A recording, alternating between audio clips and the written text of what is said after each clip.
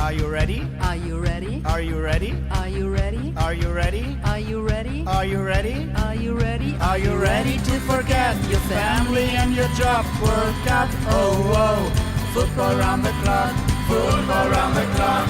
Football round the clock. World Cup, oh, oh. Football round the clock. Oh, oh, oh.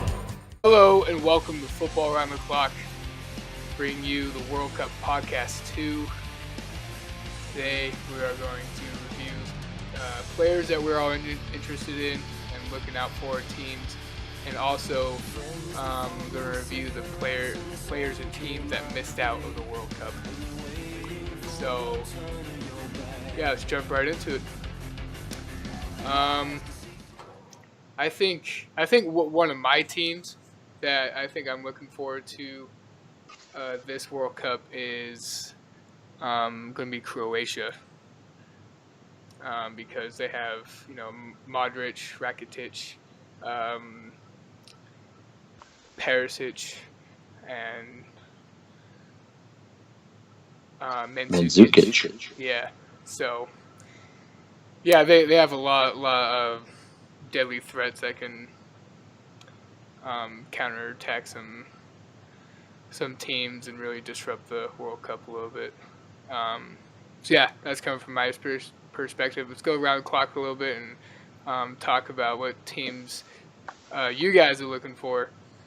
Start with Ray. What team are you looking for to watch this World Cup? I think one I'm really curious about and interested in seeing in the group stage is Serbia. They have some pretty well-known players with Matic, Mitrovic from Fulham, and then some older ones like you have Kolarov from Roma that made a deep run in the Champions League, and Ivanovic, long time at Chelsea. So yeah, I'm kind of. They're in a group with Brazil, but that second spot between Switzerland, Costa Rica, and themselves, Serbia, is pretty, I don't know, up for anybody, and so I'm interested to see how they play out and all that. Hey, go ahead, David. I like that, so I just want to say Mitro. So if you don't know about Mitro, look into Mitrovic. I'm a giant Uruguay fan, and I really think that people are going to be very impressed this year.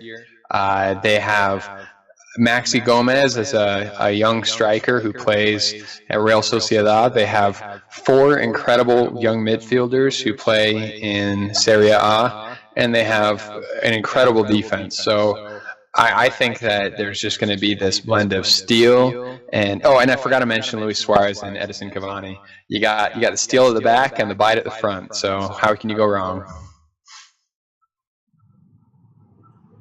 Go ahead, Charles. What team are you looking for this World Cup? I'm on the Iceland bandwagon ever since the Euros, how good they did in the Euros. And I know they're in the same group with Croatia, but they were in the same group with Croatia during qualifying, and Iceland won the group. Croatia backed in through the playoffs. And so even though Croatia has all that talent, hopefully they'll come to play in the World Cup. But I'm looking forward to Iceland. They got Sigurdsson from Everton, Magnussen played for Bristol City, Finnbogason from Augsburg. They play solid defense, not too much on the attacking, but it's the defense and the midfield keeps them together, and they're very hard to score on. They play a feisty type of a game. Like I said, they won their group in qualifying, so that's one I'm really keen to keep an eye on, and I'd love to see Iceland make it out of the group for their very first World Cup. So I'm excited about them. Awesome. Yeah, it's kind of hard not to be on that Iceland bandwagon a little bit of how well they did in qualifying in Euros. So let's since we're on the topic of teams, let's go around and talk about which team we're going to miss most from the World Cup, excluding the United States. So we don't want any bias here. What? All right, Ray. Besides the U.S., which team are you gonna miss the most from the World Cup? I think I'm gonna miss the Netherlands the most. I've kind of always been attracted to some of their players and style of play, and the last, two World Cups they were in, the one they lost to Spain in the final, and then reaching the semifinals pretty unexpectedly in 2014. So, yeah, I'm gonna miss seeing all the orange and all their traveling supporters. Go ahead, David. I agree with that one, but at the same time, I think Italy. I think they could have gone further if they'd pulled things together. I think they have a lot of young talent that would have mixed with that old guard of Gigi Buffon and the other defenders, and so it's just really sad to see Gigi not be there. And although I think that this was his last year, no matter what, it would have been a good go for him. And I don't think that he would have done very well in the World Cup because Italy clearly didn't have a very, very strong team this year. But it would have been always good to see one last hurrah for Gigi. Charles, what team are you going to miss? Yeah, this year? I think both of those were great. I'm going to miss both, but yeah, the Netherlands, they're rowdy fans, all dressed in orange. They play a very attractive attacking style of football. Not much on the defensive side, but players like Robin. I'm going to miss that in the World Cup. So yeah, Netherlands and then Italy. Yeah, let's just open up a little bit and talk about how these teams affected or are going to affect the World Cup, and maybe give some other teams the maybe some tactical advantage, and maybe open up the round of 16 a little more. So, David, what do you think if seeing Netherlands, USA, Italy out of the World Cup? Do you think that affects the World Cup in any way? Absolutely. The U.S. always has a chance to kind of like counterattack and do well. And the truth is, there's going to be tons of U.S. fans or U.S. citizens in Russia, despite the fact that we don't have a team there. So I think that we'll have a presence there still, but it would have been better if it was traveling support for the U.S. team, which totally changes the game. It's almost like a home game for the U.S. at times in different locations. So I think that Netherlands also has enough tactical knowledge to really change games. Some of these games that we're going to be looking at, that we're going to be opening up and talking about, I was thinking specifically South Korea and Mexico and Colombia and Japan. I don't really expect them to be super tactically nuanced. While, on the other hand, I think the Netherlands would have provided a very interesting foil, and Italy definitely would have, and the U.S. would have been counterattacking. So it's definitely a World Cup without it's a totally different World Cup. Yeah, I'll just say, the spot the U.S. would have been in would have been Panama. And Panama, so they're making their first World Cup appearance, and they're in the group with England, Belgium, and Tunisia. And, kind of that, CONCACAF similar style other than Mexico, a lot of defensive, sit back, counterattack style. So that would have maybe, I don't know, I don't think it would have impacted as much as the Netherlands or Italy obviously would have. We see a lot of newer European teams like Serbia in there because of the absence of teams like Netherlands and Italy. So without those nations that have been there year in and year out for the World Cup, it's definitely going to impact the way things play out. Great point, Ray, though, with Panama and the United States, though, because even though Panama has tons of players in the MLS, they play very differently than the United States. They don't have the expectations nor the confidence. So going against Panama, every other team sees them as a gimme. They say they would know that the United States has quality if, sometimes we're a little defensively unsound. There's always a Julian Green or someone that can do something. Yeah, and especially like Raymond said, if they would have been put in Group G there with Belgium and England, oh my gosh, that'd be hard for the United States to get out of that group. But it'd be another battle like 2010 with England and the United States battling to come out of that group, and that would be fantastic. And like you said, they're gonna. I think the World Cup's gonna miss the counterattacking, the heartbreak kids or whatever you want to call them, heart attack kids. You never know what you're going to get with the United States. They're losing, then all of a sudden a last minute win, or they're winning and a last minute loss. They're exciting to watch. And then Netherlands and Italy with their tactics, and they've been there before. Probably more than any other team, Netherlands and Italy is probably going to be missed the most. They always make it to the quarters or the semifinals. They're both of them are those type of teams, and I think they're really going to be missed in this World Cup. It's going to be interesting. I think it's going to be an exciting World Cup with all these new teams in there. The flavor is definitely totally different, right? Like Ray was saying about Serbia. I don't know if you guys know, I mentioned him already, but Aleksandar Mitrovic. So he was kind of a ruffian when he was playing, I think, in the Dutch leagues. And then when he went over to England, they kind of didn't know how to treat him. And he was playing at Newcastle, which is already a rough team. But then when he went to Fulham on loan, he just exploded. He scored a bunch of goals, and they've kind of adopted him.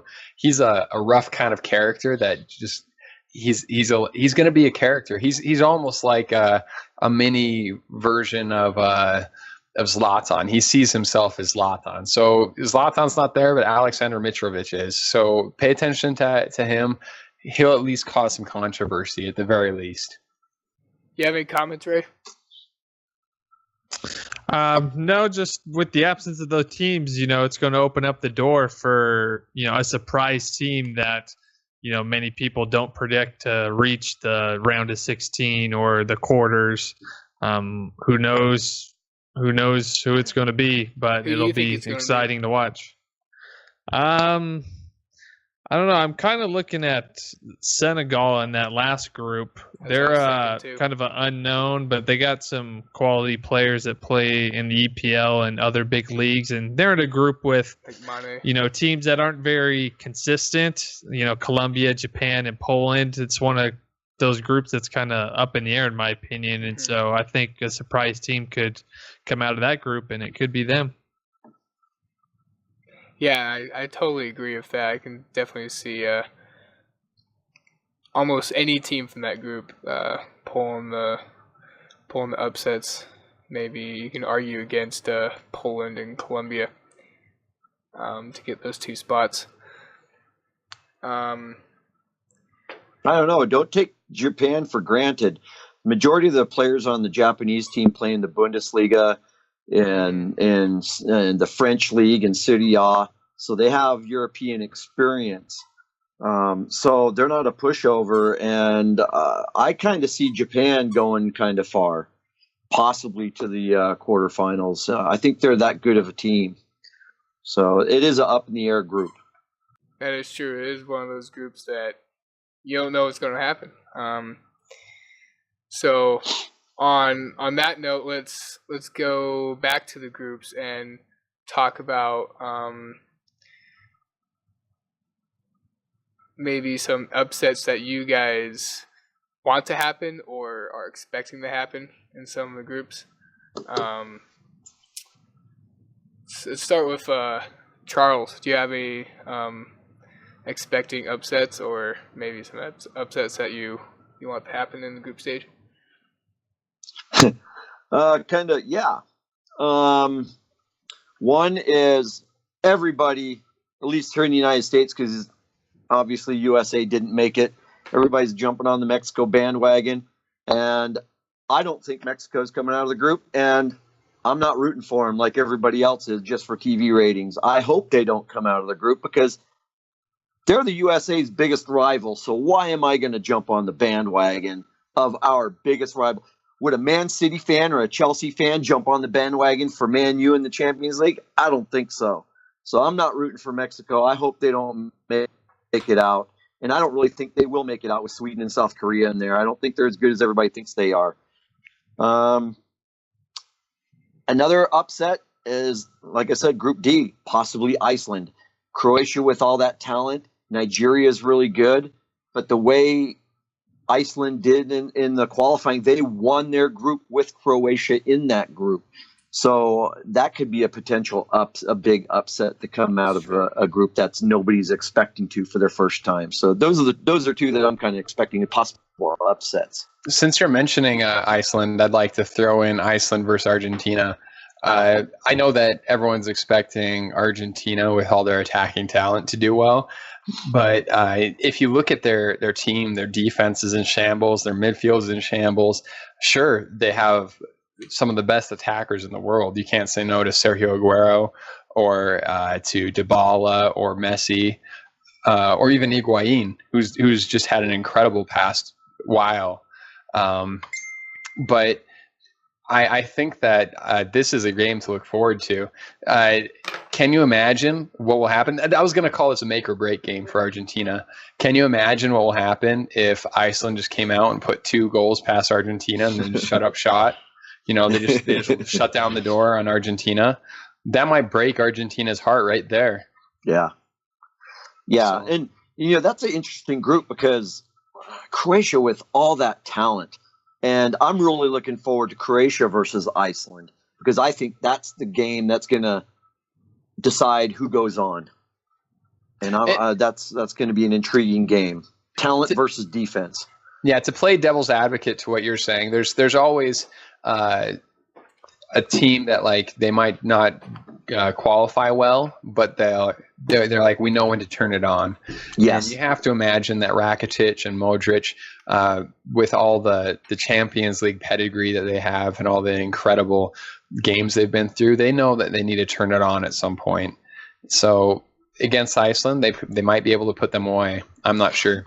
No, I agree with you. Like I said, this is a hard group for me because, like I said, I jumped on the Iceland bandwagon, but Croatia has always been one of my favorite teams in Europe, and they have such talent, and I just can't imagine them, not going through with all that talent. But they're kind of in a tough group, and again, don't put it past Nigeria with that speed and size.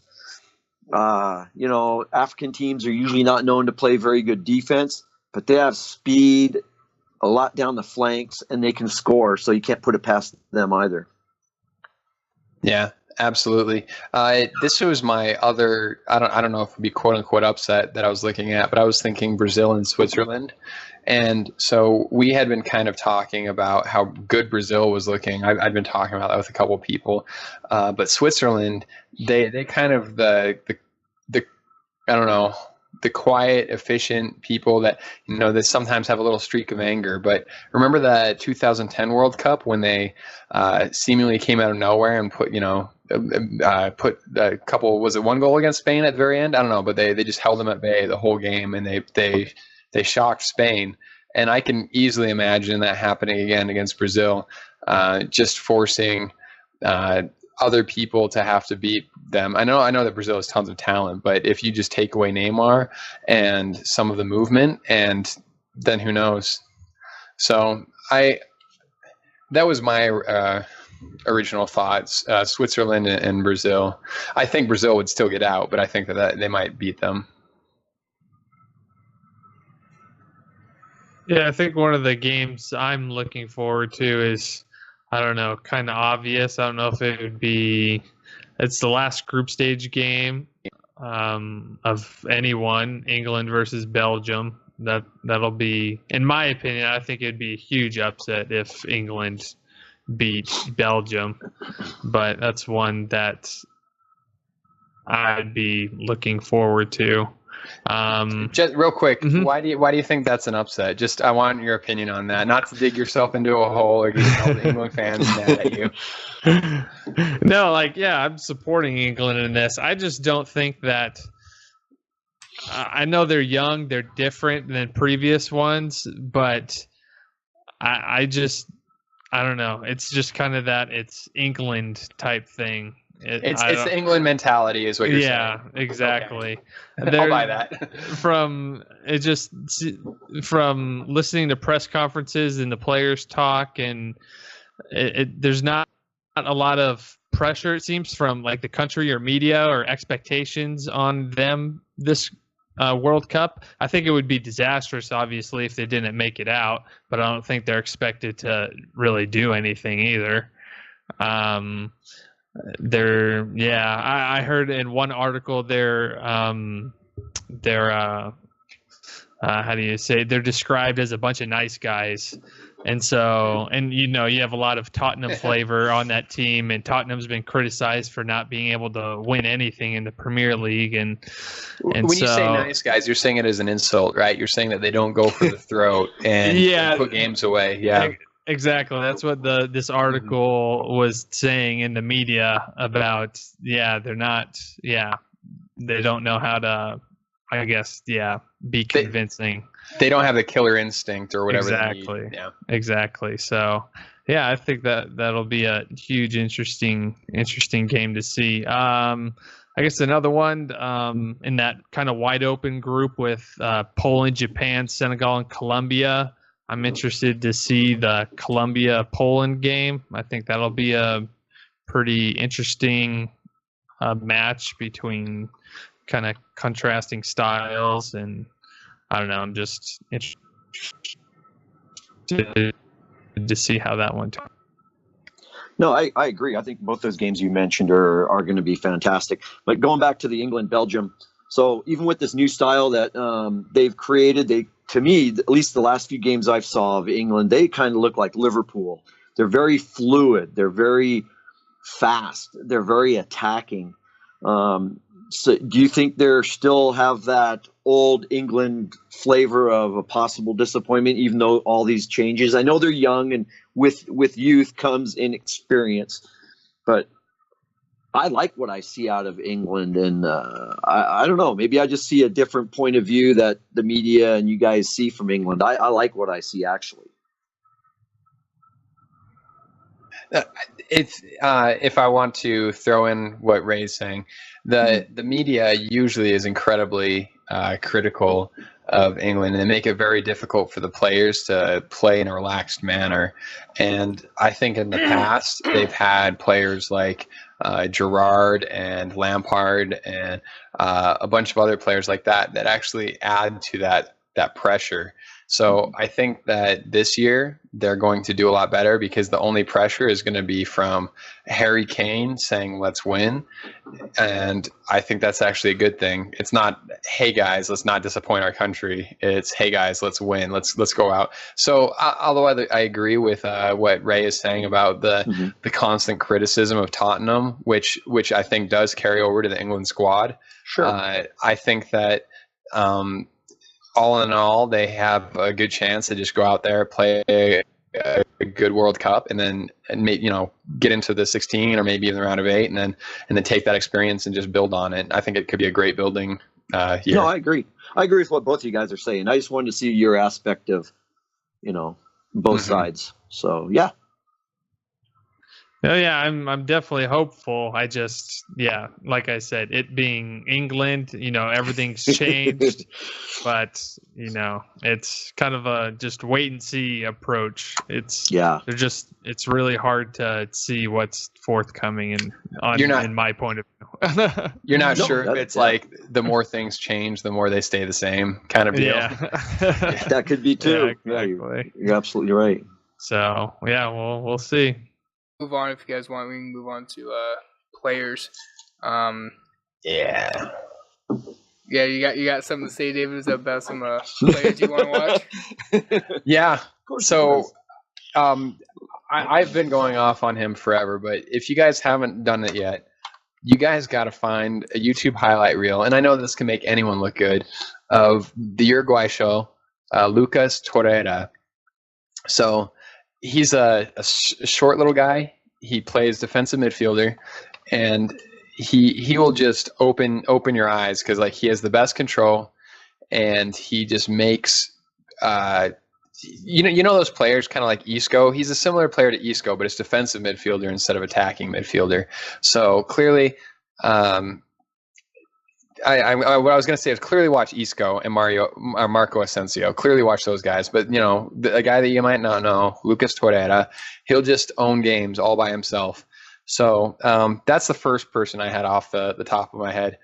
And then I wanted to kind of go into a little bit about Spain. So I think that you're going to see a new style of play from Spain. So this is still players. And clearly, if you guys have opinions or something, I'd like your opinions on this. But Iago Aspas, I'm really excited to see if he plays. Have you guys been watching him since he left Liverpool at all?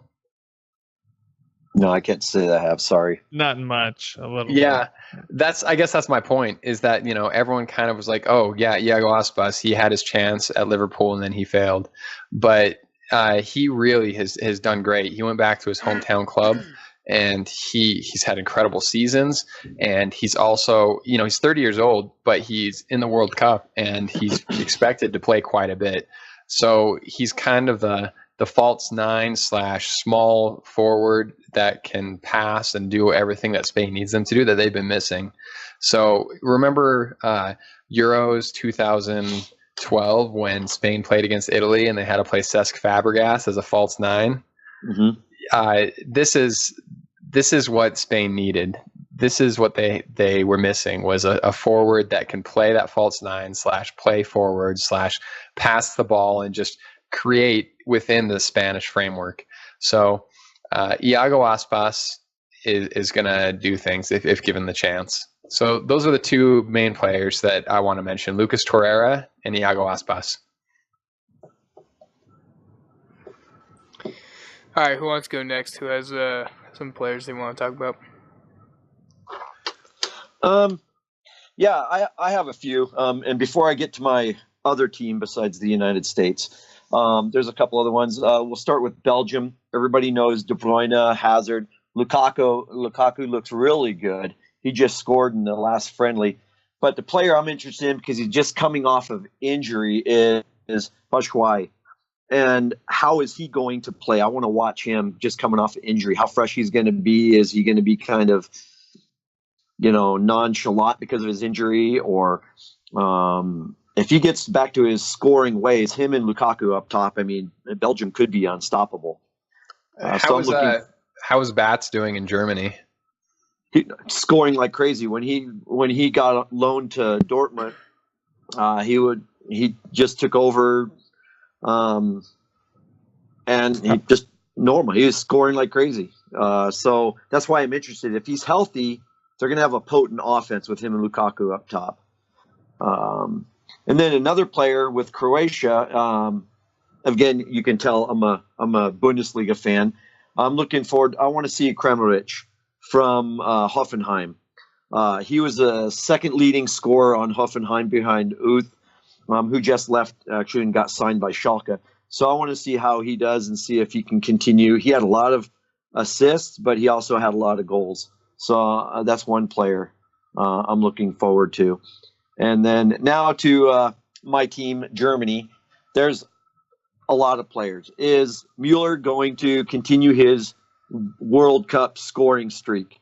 2 World Cups, 5 goals apiece. So he has 10 goals. And what's the record by Klose? He has a World Cup record with 16. Yep. 16. I mean, yeah. So if he gets another 5, that's 3 World Cups, and he's only 1 behind him. And he still has years to go. So I'm interested in that. Real quick with Mueller, because of, do you think he's developing? I don't know. Let me phrase it like this. I don't know how he's done in the Bundesliga, but I felt in big Champions League games he didn't do as well as he could have. So is he a Germany player or is he a Bayern player? Like, what's going on there? He was both. I think lately he's been more of a Germany player. I don't know if it's the system at Bayern since Pep Guardiola took over and then Ancelotti and then this year, but ever since Pep took over, it's like he went downhill. He wasn't as sharp. He wasn't scoring as many goals. His assists went down. So, but in the German national team, he's still there. He's scoring goals. He's assists. He seems like he's more aggressive. So we'll have to see which one shows up in the World Cup. You were asking me earlier about Goretzka and Timo Werner. Those are other two players that I'm interested to see, both young, up and coming. Timo Werner is as a striker. He's up top. He's fast. He knows how to get behind the defense. And most importantly, as a striker, he knows how to put the ball in the back of the net. So if he starts flying around and plays loose, that could be trouble for other teams. Goretzka, he's a defensive midfielder.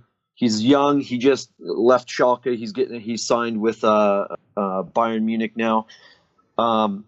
He reminds me, his style and everything. He's an up-and-coming Schweinsteiger in that defensive midfield position. He's going to be the engine room for Bayern, and I think if he gets a lot of playing time, because being young, he's on the team, but I don't know if he's going to be a starter. He has to be that engine room. He's very good at moving the ball forward and assists and pressing and helping the forwards up top, getting the ball to them for scoring opportunities. So he's an engine room. And he's another one, plays right back, took over for Lahm. He's one I'm very interested in. First World Cup, but he had a fantastic Confederations Cup last year. And hopefully that carries over to this year. And if all those players play well, I think Germany can go very far. And don't forget Marco Reus, basically the first World Cup because he's been injured in all the other ones. If he can stay healthy, that's more offense for Germany. So those are the ones at least I have on my radar right now. All right, my turn. Yep. So I wrote down players for like every single team. Yeah, so did I. Yeah, I'll just pick a few. One with one of the teams I'm supporting. His name's Sisto from Denmark. He's a forward winger. He's really young. He plays for Celta Vigo in the in La Liga. So he's had 63 appearances and 7 goals. Yeah, like I said, really young, lacked experience, lots of pace. He's looked pretty decent in the friendly highlights I've been able to watch of Denmark. So I'm interested to see, who that other guy is other than Christian Eriksen that can help out Denmark in that squad. I just wanted to mention an interesting story. Egypt's goalkeeper, El Hadari, is 45 years old. He'll be the oldest player ever to play in a World Cup. Wow. Yay, old guys. Yeah, that's pretty cool. And then let's see, the other player I was looking at, I guess to go with another team I'm supporting in England is Marcus Rashford, only 20 years old, super young, shows lots of promise and talent. He had a wicked goal against Costa Rica over the weekend in a friendly. And so, again, looking for someone else that's young, up and coming, someone other than Harry Kane to help England score goals. So I think he's a player to look out for to possibly have a good World Cup. So, yeah, and don't forget with Denmark, you got their goalkeeper Schmeichel, who plays for Leicester City. He's going to have to play big in the World Cup, especially against France. The competition they have. Yeah, France. In their group. So yeah. Yep. Yeah, well, one of the key players I was looking forward to, like you were saying, Ray, was Marcus Rashford. It's just him showing maybe not so much this season at Man U, but he's showing a little bit of potential that he's had. But he showed enough to make the England squad. And then playing in the warm-up games, he's definitely showed the coaching staff what he has to offer. So I'll be looking out for him mainly and watching him see how he does this World Cup. Question: What position did he play in that game against Costa Rica? Because I know that Mourinho plays him pretty much all over, and he does well almost all over. But yeah, he was playing as a striker. Nice. Yeah. So with England, he's playing side by side by Harry Kane, or maybe a little offset from Harry Kane, but yeah, up there. Yeah, he would drift wide. So he plays, up front, but drift wide, get in behind the defense, that type of guy. So. Yep. Since we're still on the topic of players, let's go to players that maybe one didn't make the World Cup or didn't make World Cup squads. Didn't make the 23-man squad. I'll start out. I think the player I'm going to miss the most, which is surprising, that came up right before the squads came out, was Sané from Manchester City. I was really surprised that he didn't make the squad because he has so much pace on him. He has a really good shot. His passing's on point, as everybody saw him. The Man City dominating the Premier League this season. So that really surprised me that Germany gave up potentially some wing play in their offense. So that's what surprised me a little bit. No, I agree with you on that. That was kind of a head scratcher for me too, because another player that was on the bubble for Germany was Rudy, who's a defensive midfielder. He was on the bubble, and I guess he played his way in that 23-man roster because he's on the team, and leaving out somebody as potent and fast as Sané. It was a tough decision for Joachim Löw, but that's interesting to me also.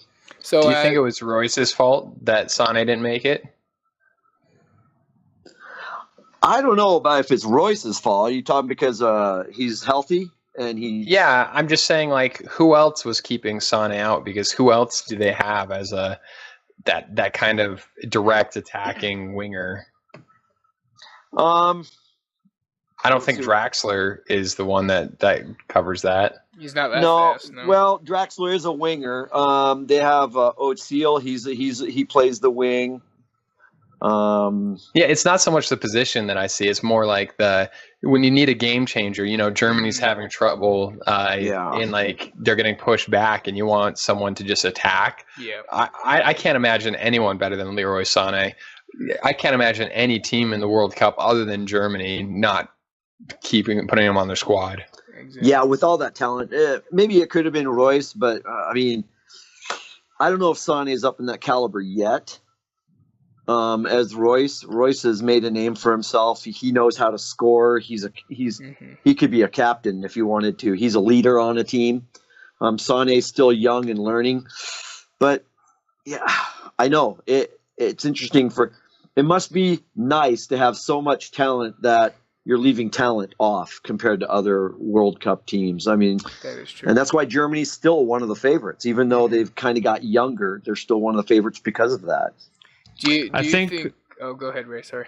I was just going to say, I think one of the big debates I've heard was the comparison between Sané and Julian Brandt, who plays the same position at Bayer Leverkusen. I mean, the comparison isn't even close, though. Sané's a whole of a lot better. But there was, I think a lot of it, again, from articles I've read and stuff and coming out of Germany, is kind of a lack of trust and love with Sané. He missed the Confederations Cup last year because he decided to skip the tournament to get nose surgery or something like that. And I think that, I don't know, it's just kind of a weird relationship with the team, with the manager, Love and Sané. And so I think there was a lack of trust there that's left Love to leave him off the squad. So definitely a big snub. That's interesting. Do you guys think that maybe it could also be like a tactical change? Maybe like they're not like looking to go more defensive, or that's kind of what I was implying. I was wondering if maybe Joachim Löw was wondering, hey, I have A, B, and C and D as options from my main game plan. I don't really need Sané. Plus, if he brings anything bad to the locker room, so I don't know. I don't think he brings anything negative, but maybe he doesn't bring the positivity that Löw wants. I don't know. Yeah, I don't know. It's a head scratcher. But there's, like I said, there's so much talent. Draxler, Oatsiel, Brandt, Goretzka, Gundogan from Man City. He's a big offensive guy also. Tony Cruz, Real Madrid, Khedira, and then up top, Royce, Werner, Mueller, Mario Gomez. I mean, they have people that can score goals. So I don't know. I think they might miss their speed, because another one they left off was Gnabry, and he's another fast winger, a young guy, and they left him off the squad also. And he played in that Confederations Cup last year, and I thought he did pretty well. But he did have some injuries this year at Hoffenheim, and he missed a lot of the season. So that could have been the reason why he was left off the roster. But that's another young guy with speed. Yeah, I definitely think Germany could have used Sané to help them with additional goal scoring and being more direct, but we'll see if it comes to bite them later. Yeah. Yeah, we'll see. Yeah. Hey, Ray, go ahead. Who's the player that you're going to miss the most in this World Cup? Yeah, I was going through the list, and yeah, there's some, kind of some big names. I think Nainggolan was also a little bit of a head scratcher to me, from Belgium. He had a great season with Roma and their deep run in the Champions League. A lot of the things coming out of Roberto Martinez not selecting him was because of the position debate of where he actually plays, because at Roma he's more of an attacking midfielder, but all the talent on Belgium they have in the attack, and De Bruyne and stuff, that in the past they've had him play a more central defensive role, and that's not really what his position is. And so yeah, he was left off the squad despite his really good form. So I'll miss him and his haircuts.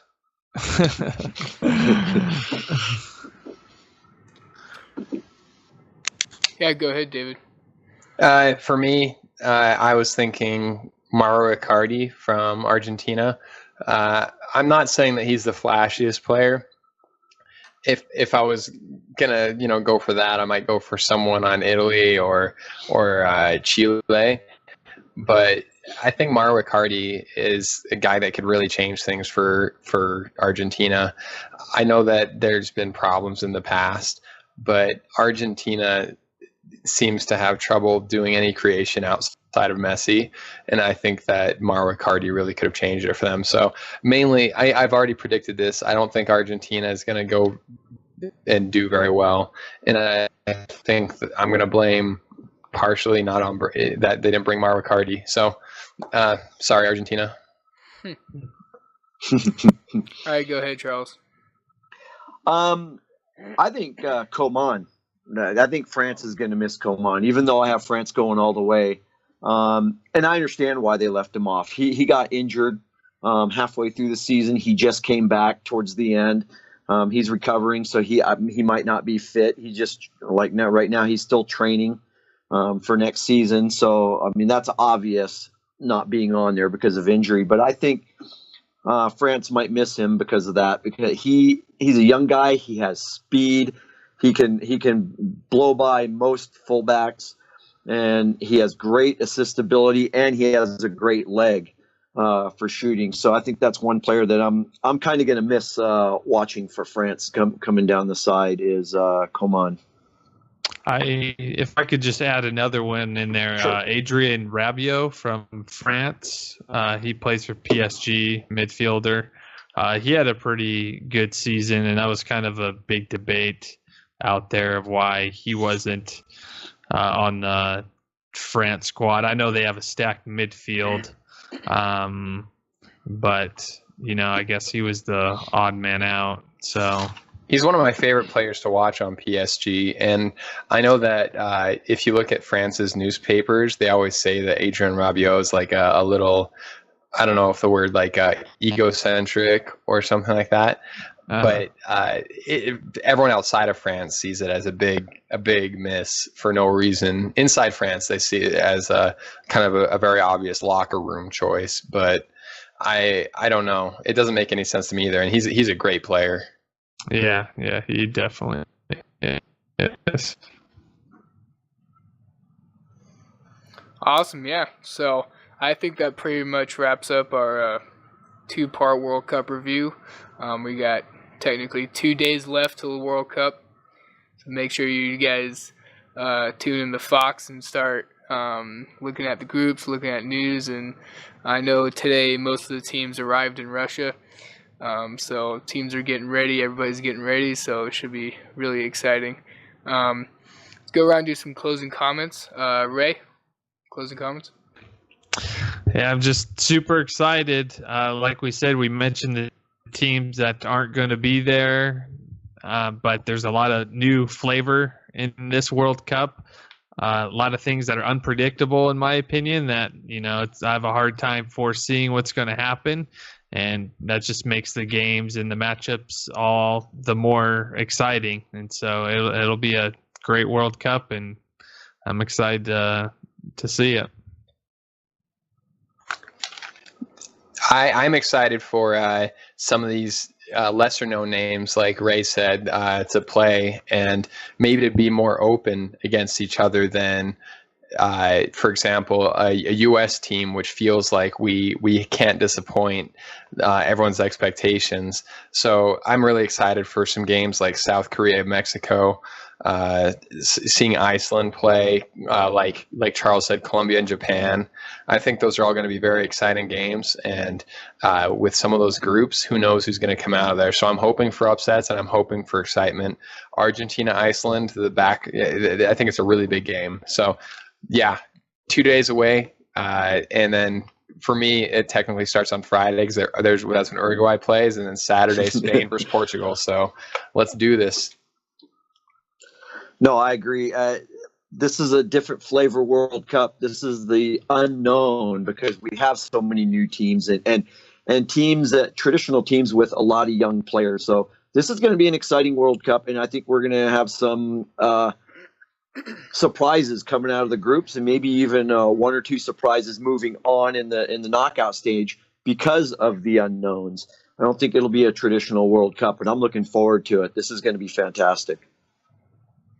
Yeah, everybody's going to be super excited for this World Cup. So thanks, everybody, for joining us. Make sure you guys hit that subscribe button and also that like button. Also follow us on SoundCloud. Listen to our podcast on there. And yeah, we'll see you guys when the World Cup rolls around, and look out for our videos then.